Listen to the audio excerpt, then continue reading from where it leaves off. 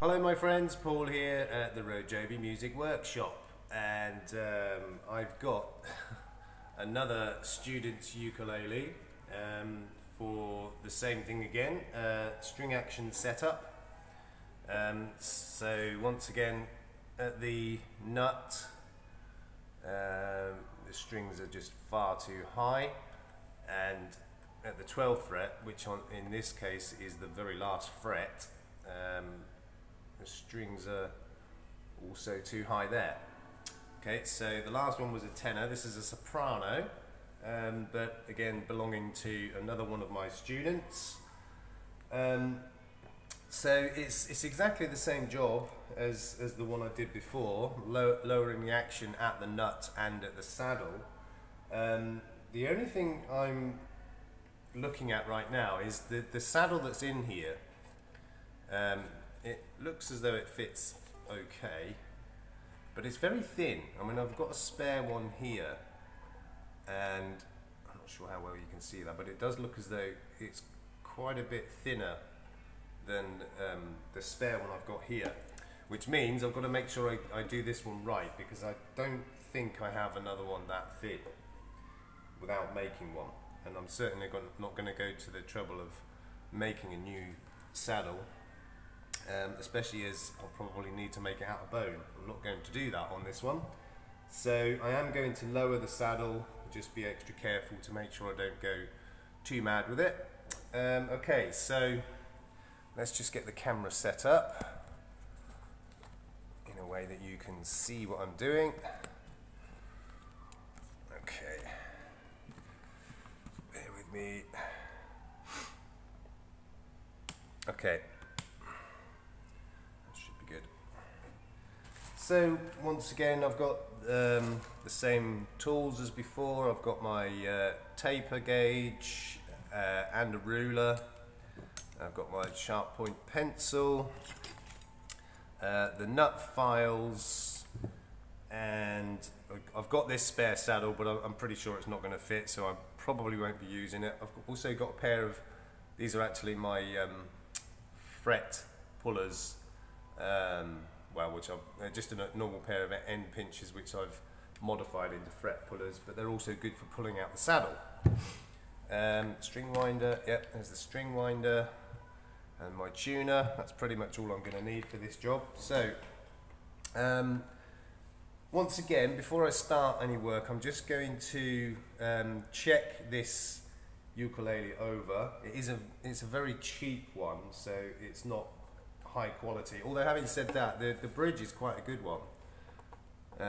It's got the strings that go into the slots at the end, and it does look as though it's got pins of some sort holding the bridge down as well. Actually, there is one more tool I just need to go and get quickly, so I'm just going to pause the video. I'll be back in 1 second. Okay, I'm back.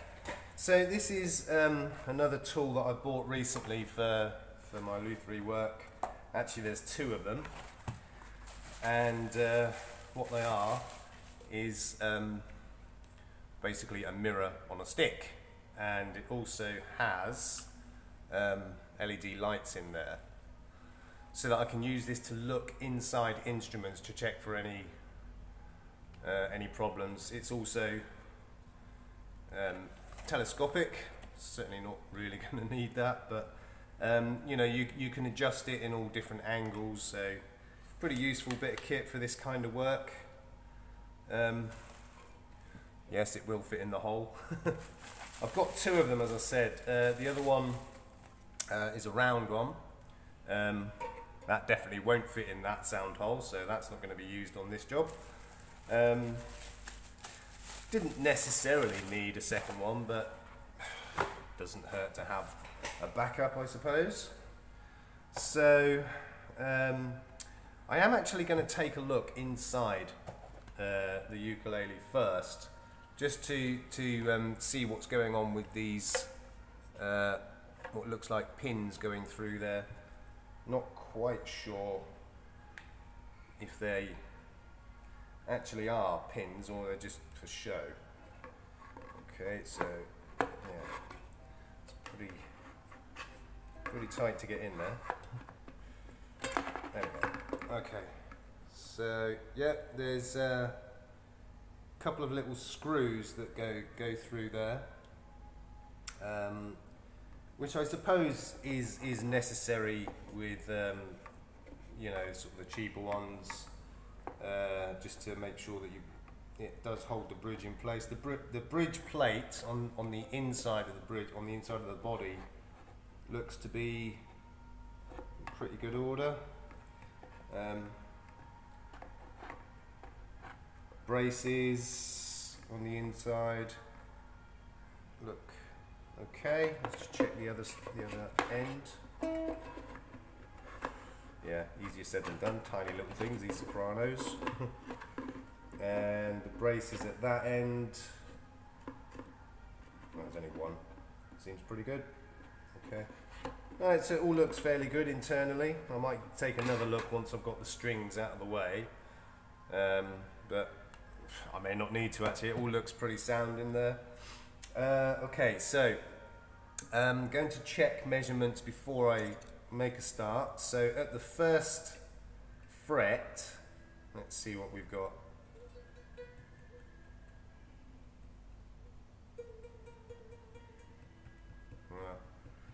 So on the A string, let me just check again.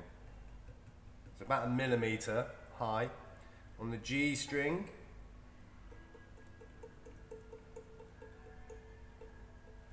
it's quite hard to check that, just 1 second. Wow.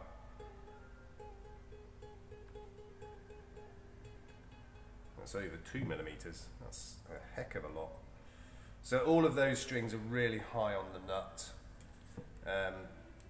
And let me just check the action using my ruler in this case at the 12th fret. So remember the tenor was at 3 millimeters. Looks as though this is going to be about the same. Yeah, around about 3 millimeters. So that saddle definitely needs to come down as well. Okay, so loosen off all the strings. There is quite a lot of string wound on these pegs as well. I might even try and trim that down a bit. And I've noticed also one of the ferrules is just sticking up a bit proud. It should just, there you go, it's already pushed down. I won't glue them in place. They need to be removable if necessary. Okay, so loosen off all the strings. So yeah, I think I will cut those strings down a bit. There's just too much wound on the posts. So I'm gonna loosen these strings off enough so that I can take them out of the slots in the bridge first of all, which may need quite a lot of winding, but we'll see. To the string winder. Hey.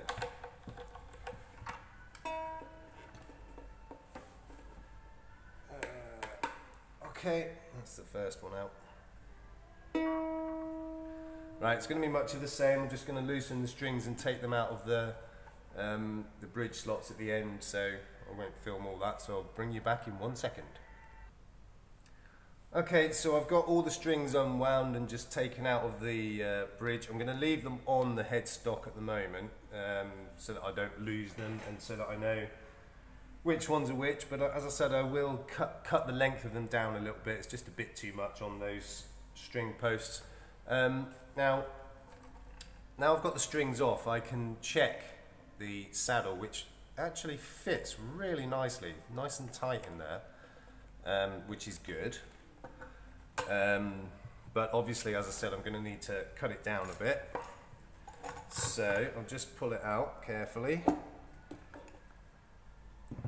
Yeah, so there's an awful lot of height on there, which I can get away with taking down. So I'm pretty sure it's a plastic nut, plastic saddle. You can tell because it bends. A bone one won't bend. So I want to take that down a little bit at a time, because the problem I came across with the other one was I took it down what I thought was the right amount and it ended up a bit too much. So I'm going to take about 1.5 mil off of this one. Okay, so I've just drawn a little line on each end, join those up, and so I'll take that off first of all, see how it looks.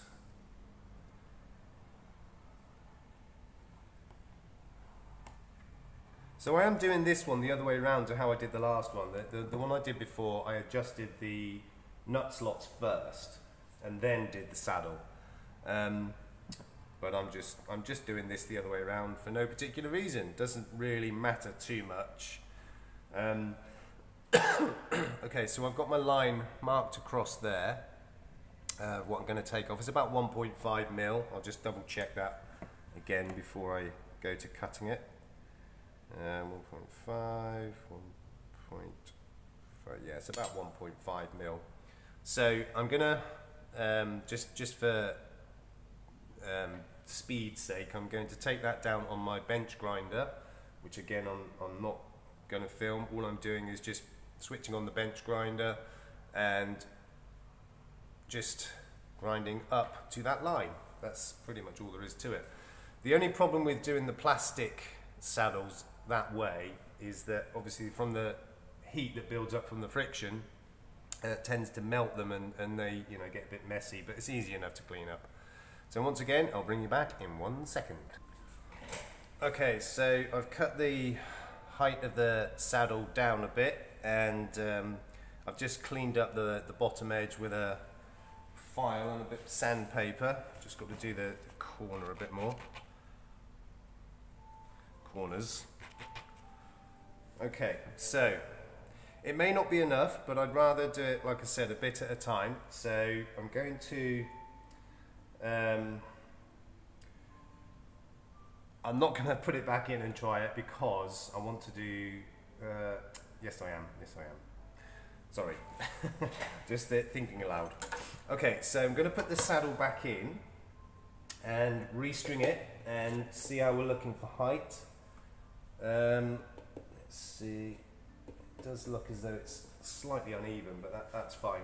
We'll sort that as we go along. Okay, so I'm going to put all the strings back in and then tune it up, get it up to pitch, and we'll check what that looks like. So I'm not going to bore you with this bit. I'll bring you back when all the strings are on and tuned up. Okay, so I've got all the strings back on, more or less up to pitch. Close enough.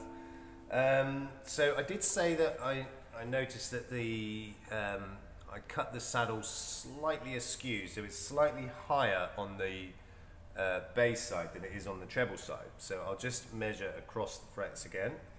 So from the bass side, we've got about 2.5, 2.25, and the treble side just a shade over 2 millimeters. So it's right on this side, but it still needs to come down a little bit more on the other side. So I need to just shave a little bit, tiny little bit more off the bottom of the saddle on one side. I've gone ahead and fed the strings through a bit more, so there's not so much winding on the string, on the tuning posts. This ferrule keeps popping up, so I may put a little dab of glue in there, but I am a bit reluctant to do that. But I've noticed that it's causing a little bit of rattling, where these ferrules are a bit loose. They're rattling a bit, and it's giving you like a sound of buzzing. Okay, so I'm not going to go back to the saddle just yet. I'm going to concentrate on the nut end now to get those lowered, and then I'll go back to the saddle afterwards. Okay, so I need, let me see, Okay, so I'm going to start to work on the nut. So just put my pencil mark in again as before.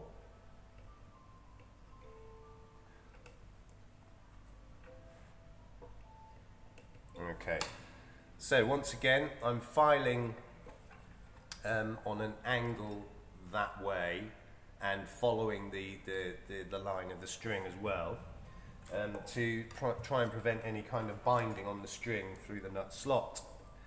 Okay, so here we go for the first one.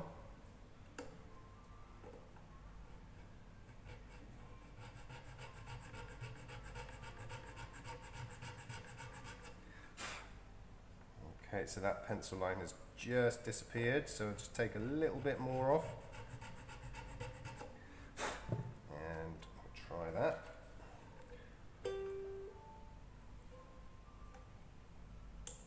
That's not sitting down in that nut slot at all. So I probably need to take a fair bit off of this one. But again, just a bit at a time, not too much in one go. It's better, but it still needs to go a bit.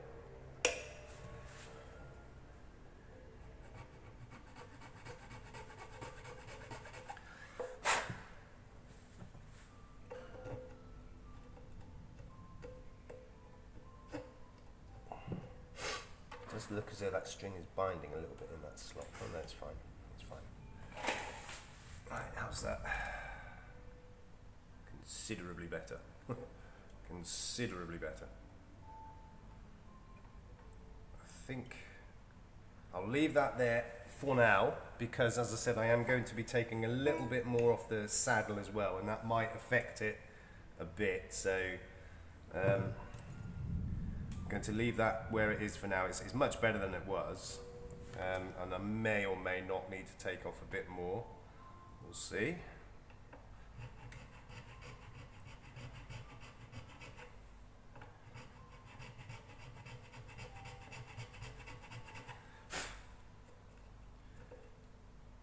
This nut is very soft, because I've got to be careful not to take off too much material in one go. Yeah, it's better, but could still go some more.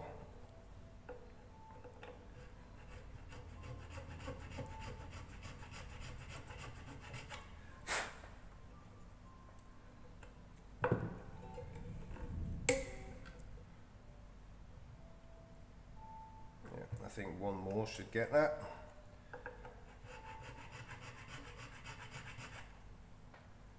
It's the wrong side.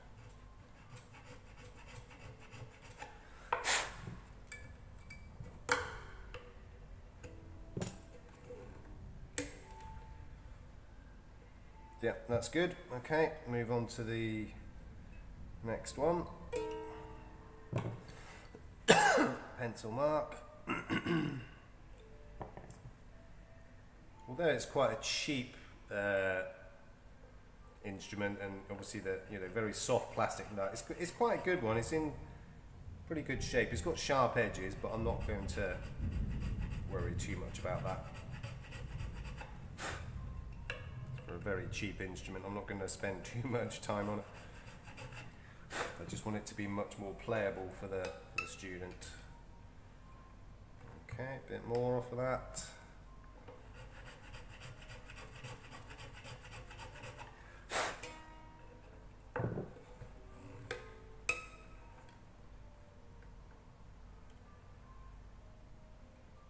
Maybe just a tiny bit more, not too much.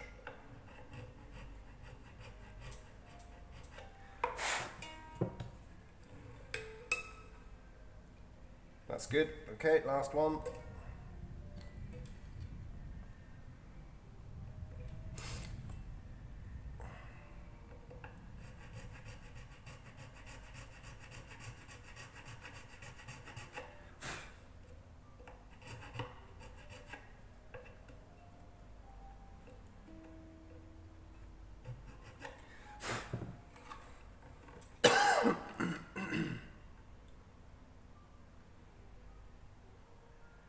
tiny bit more. That went quite quickly, that one, so be careful not to take too much again.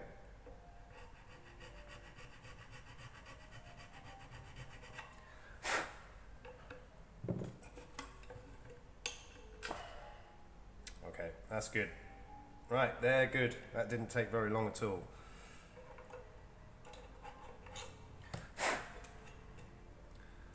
Okay, so I did take those down quite a bit actually. They came down quite a way.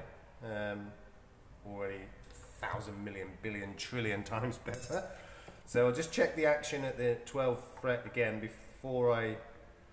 Yeah, see that's quite interesting. That's taken that down quite a bit. So I'm almost inclined to leave that as it is. It's just a shade over 2 millimeters. Then when you get to the A string, it's just about 2 millimeters. I'm going to leave that as it is. That looks about right, and I don't. I mean, the most important part is up here at the nut, and you're really not going to see it, but the clearance is much lower than it was before. I'll just double check once again, or triple check the 12th fret. So we've got, yeah, just barely over 2 millimeters. I'm going to leave it at that. That's pretty good, and they are consistent. Obviously, you've got thicker string here than these two this side. So effectively, you do need it to be ever so slightly higher there to allow for the thickness of the string. But yeah, that seems to be pretty good at that.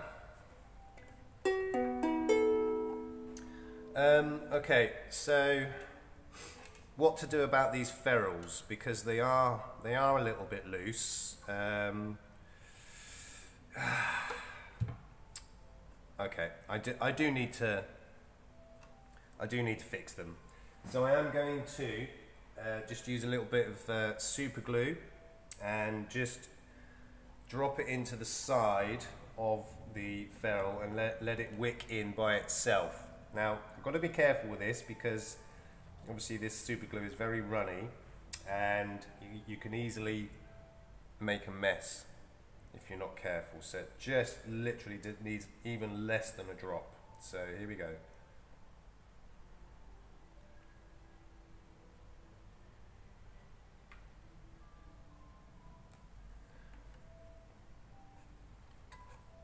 Okay, that's good.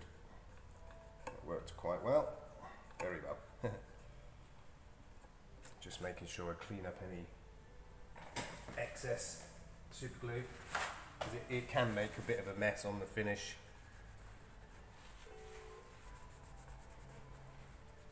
Okay, that's one. Let's just press that one down a bit.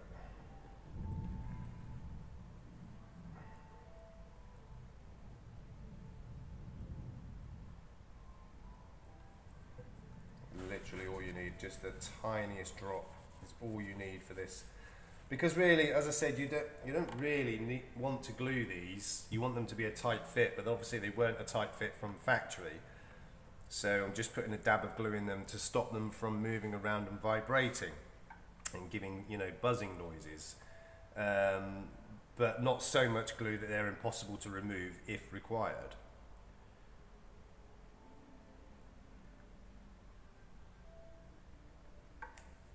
Okay, tiniest drop.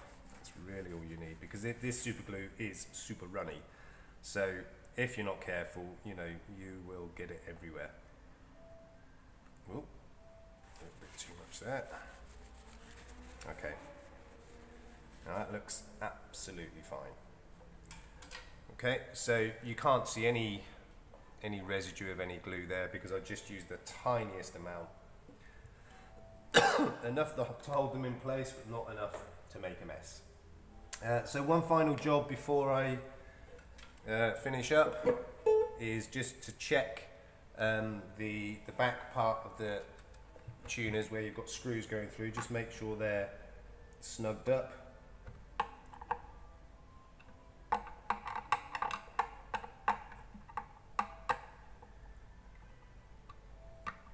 all seem pretty good. I mean, again, they're very cheap tuners, so not the best. And I'll just also check the screws that are holding the tuners into the headstock. Just give those a little tweak.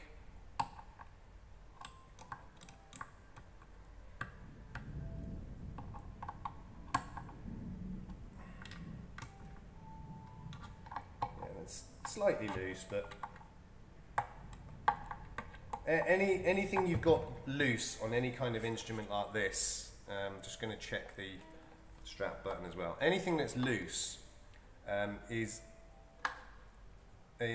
likely to vibrate when you're playing the instrument, and it can sound like a buzz, and it can be really, really annoying. Obviously, most beginners don't really notice any of that, but you know, even for a cheap instrument, you can get them fairly well set up. Okay, last thing to do is just check for any buzzing.